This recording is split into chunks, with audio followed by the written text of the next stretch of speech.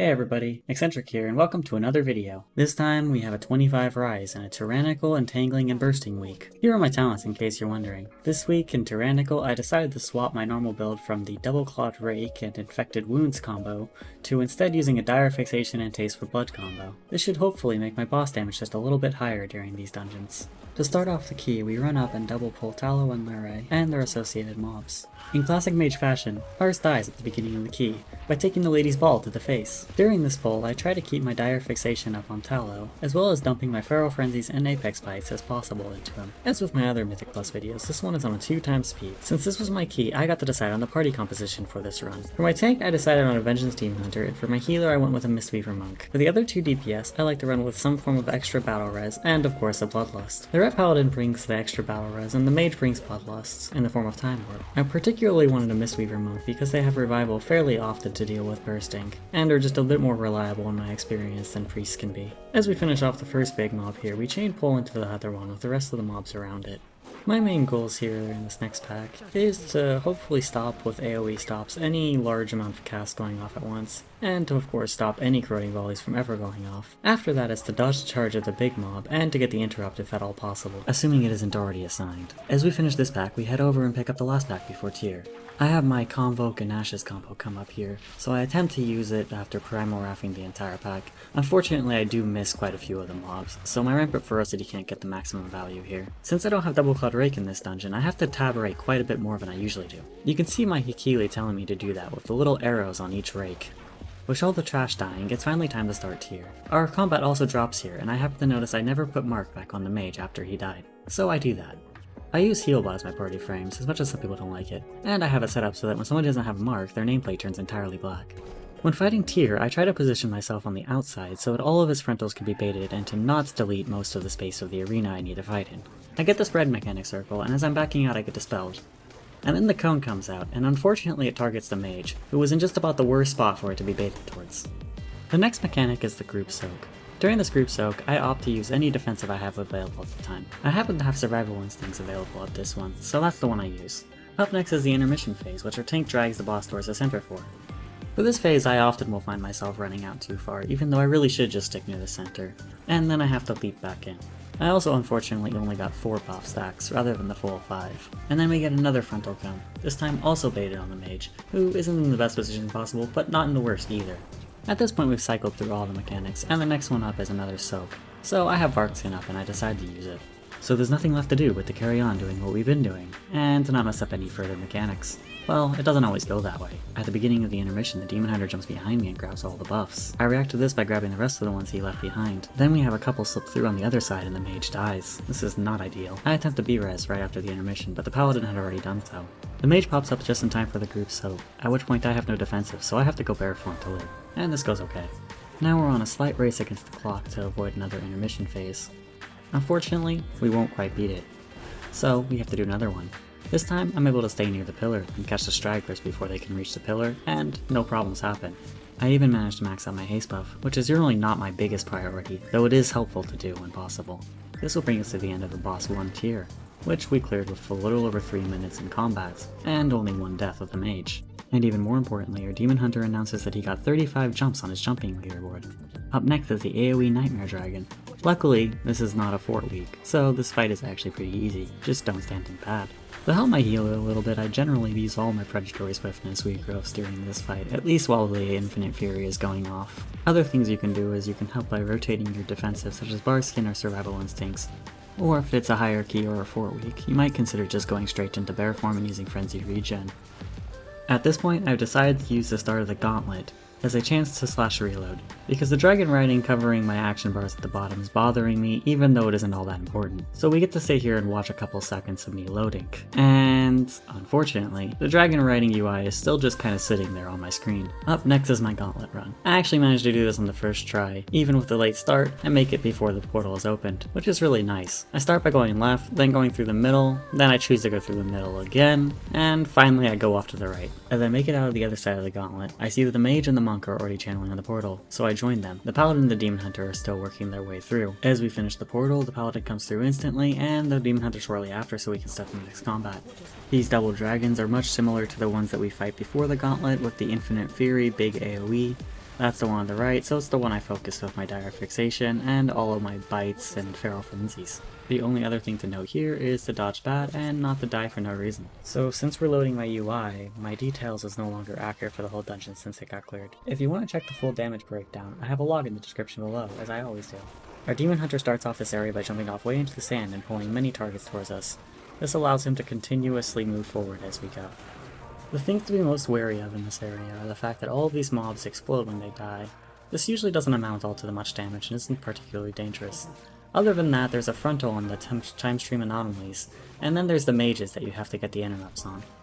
Similarly to previous areas, since I'm running dire fixation this run, I try to upkeep it on the prio mob the entire time. In this case it's the rift mage, or the anomaly, whatever happens to be nearby. As you kill each mage, Chromie creates a portal from one point to the next. This allows you to kinda sorta fast travel through this area, though it isn't really all that fast, because it takes a little bit of a delay to get to go.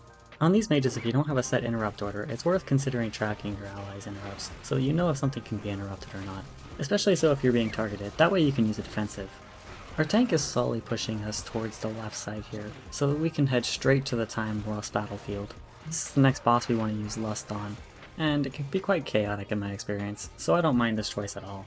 As we come up on the portal heading that way, we have the last Rift Mage we need to kill. Towards the end of this pull, I have Berserk come up, but I decided to hold it and just not bother using it, since I know I'll get the better use out of it in the upcoming fight after going through the portal. So let's ride over and do big damage. I do feel like Rise is one of the worst dungeons as far as mandatory travel times and phases without fighting at all.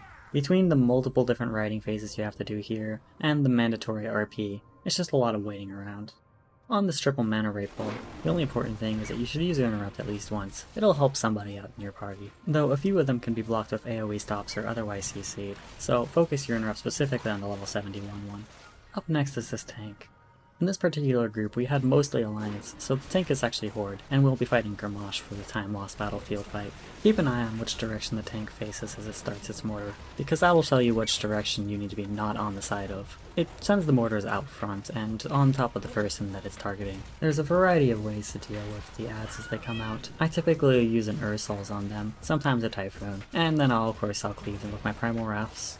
Then in typical mage fashion again, our mage takes one of the mortars to the face and dies. As combat ends, all 3 people that can res start a res channel on the mage, as the new adds are being spawned. The healer monk does as the healer do, and actually is the first one to successfully res the mage. And then we start the new pack. I managed to get one of the interrupts of the 2 different rallying shouts, which is pretty good, and the demon hunter manages to get the other. After that, this fight mostly just boils down to not standing in the earthquakes, and to dodge as much damage from them as possible, as they can be quite painful, especially unfortified. I try to focus all the extra damage I possibly can into the tankier middle one, so that they die more evenly. After those go down, the boss comes out, Gamash Hellscream. The most important thing I find for this boss is to position yourself in such a way that the frontal cones don't buff the boss massively. Also, don't die to the spinning attack, and don't die to the casters or the serrated axe thrower, or bow whatever it is on the Alliance version. You should use your stops and stuns and CCs and everything else on those adds as they come out, and burn them as fast as possible if cleaved. The first couple cycles of cones and adds coming out goes pretty well. And then I hear that I'm being targeted, which means I'm about to be spun on, so I roar and run away from that position. The paladin graciously uses a shield on me, which is very helpful because it keeps me from dying. Though, if you position carefully as a feral, you can actually hit this boss while it's spinning, though it is kind of risky when you're the one currently being targeted and ran after. Otherwise, this boss cycles through the same things over and over again. I'll attempt to run out and stop and interrupt and otherwise typhoon around the adds, as they need to be killed and pushed into better positions. My least favorite part about this boss is the fact that my tab target often likes to target the completely useless nobody NPCs all over the arena that are basically targetable just to mess with me, I swear. Just like when this boss happens to target me with the Bladestorm multiple times in a single fight. Luckily that marks the end of the fight, really, and we kill it in about 2.5 minutes. And to top it all off, we get good timing to run to the portal and on to the next fight. There really is a lot of travel time built into this dungeon. It's gonna be really interesting to see how they managed to do this whole thing in like 12 minutes or something in the MDI. I haven't looked at the prequel runs for this dungeon if they've even been done yet. Though, I'll look it up while we're heading to the next area. Oh look, it's a 16-minute run, or even less, on a 23. Fascinating. All aboard the Golden Dragon Express again. Well, it's not uncommon to skip the ad coming up here. Our route actually includes it, so at least we'll have something to do. In my experience, the most dangerous thing here is there's a little floor thing that can go out, and if you dodge bad you'll be okay, but it can one-shot you when fortified, or just hierarchies in general, so be wary of that. As we approach Morchi, our tank says that he'll fear the ads, meaning purple sigil. I interpret this as put my ad in the middle of the room, though this doesn't necessarily get communicated very well to the rest of the party, as you'll see. The other mechanics to be aware of are the frontal beam that comes out all the time, and more problems. I'll typically use my roar to help get to the correct Morchi, and I'll ping it if I see it early. The ping system is actually quite amazing during this fight, and I would highly recommend having a bind for it. I bound mine to R, but you might bind yours to whatever is convenient. As I see familiar faces coming out, I run to the center with the monk, with the intention that we'll trap all the mobs right there. But of course, something happens and quite a few of them break free, so we end up having to use Ring of Peace and other methods to keep them away from us. This strategy works for quite a while, with most of them still being in the Fear Sigil, which is great, so we're able to do the next round of Find Morchi, and we do. And then, it all starts to break down. When Morchi casts familiar faces again, all of the CC that was on them breaks, including all the time traps, which is the normal mechanic. So while we're over against this wall, I drop my Ursals down and use my Typhoon to help keep them at bay. Combined with the Ring of Peace, this works for a little bit, but unfortunately I think mine has the extendo arms that I also have, and it gets me. The Paladin B-reses me on the other side of Morchi from my Ghost, which for some reason when I accept a B-res, my game lags out for a split second, which then just kind of disorients me, and then I get killed almost immediately again, leaving them to beat the rest of the fight on their own. So enjoy the floor pov. On the bright side, dying did remove the dragon riding UI that was directly over my action bars on the bottom of my screen almost the entire dungeon. So those are gone now, which is, I guess, a bright side, but not very entertaining for this particular portion of the dungeon, as I am just waiting for them to finish off Morchi. Then, as soon as they kill Morchi, I make kind of a bozo move and push release. This puts me back at the area right after the Gauntlet, and now I have to make my way through all these portals to get back to the last boss area and the ads. I should have waited for either a resurrect or waited until they were in the ice cave. This leaves me behind on an entire about platform and a half while my group heads off to the ice cave. As I land here, I have to cloak by this trash mob that's still here, and then I can continue on my way. Which isn't that bad since I'm a feral druid and I don't have to use an invis pods or other means to get past this. At about this point, the group has successfully made it to the next area, the RP is done, and they start the pull. Mage 1 wonders why they started without me, thinking it's a fortified week or otherwise going to be a more problematic pull than it is. This really isn't all that big of an issue, and I'll catch up when I catch up. No reason to really waste any time. On the bright side, even with that death and my lack of efficiency as far as our release location, we have about 10 minutes on the clock here, and we only really have to just kill the last boss. So this key is looking pretty timed, as long as we don't mess up the last boss in any significant way. The other thing that could happen here is that Morchi could just bug out and infinitely channel on the ooze. I had that happen in an earlier run while just filling out vault slots. So I was really hoping that wouldn't happen, and luckily it didn't. During the RP, we assigned the mage to do the single mechanic in this entire fight, which is make sure that the two bombs don't go off directly one after another, aka someone stand in one of them while the other one is vacated. After a little bit of waiting, Chromie finally lets us through to go fight the last boss, Chronoloord Deios. With a minute and a half before the timer clicks over for +2, I don't think that's in contention anymore, though with 8.5 minutes on the full timer, I think we'll do just fine. The important thing here is to just not stand in this okay thing, as long as you're not the person who's supposed to be standing in it, and everything else should go okay.